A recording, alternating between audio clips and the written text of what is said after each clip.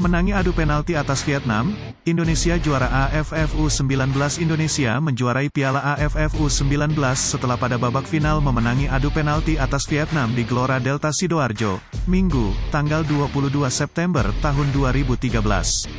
Adu penalti dilakukan setelah skor imbang 0-0 tak berubah hingga akhir babak tambahan.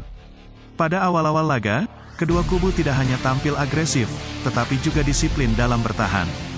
Hasilnya, meski sama-sama berusaha mengalirkan serangan saat menguasai bola, kedua kubu juga kesulitan menciptakan peluang.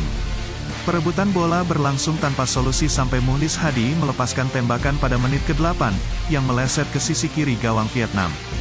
Kedua kubu kemudian kembali terlibat aksi saling serang yang alot hingga seorang pemain Vietnam melepaskan tembakan dari sektor kiri pertahanan Indonesia pada menit ke-28. Namun, kiper Raffi Murdianto berhasil mengeblok bola.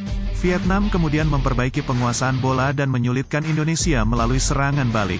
Namun, pada menit ke-34, Indonesia berhasil mencuri kesempatan dan melancarkan serangan yang berujung umpan silang dari Muhlis kepada Evan Dimas.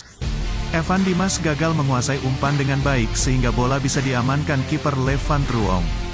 Vietnam kemudian melancarkan serangan cepat, yang berujung tembakan Nguyen Chong Puong dari jarak dekat. Namun, Raffi berhasil mengantisipasinya. Kedua kubu sama-sama terus berusaha mencetak gol.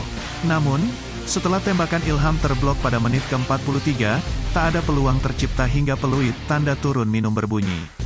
Pada babak kedua, Vietnam lebih dulu mengancam melalui Nguyen Song Puong pada menit ke-50, yang kandas di tangan Raffi.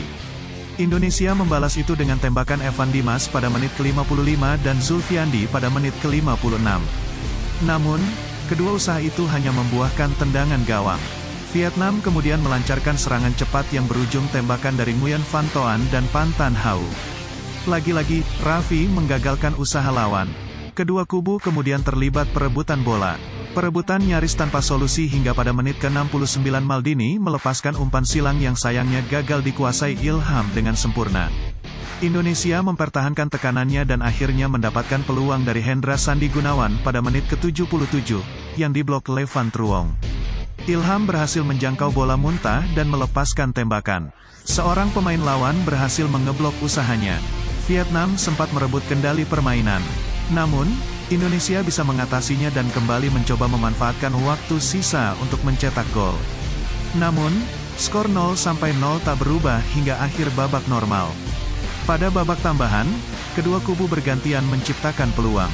Namun, Raffi Murdianto dan Le Van Truong membuat angka di papan skor tak berubah hingga akhir.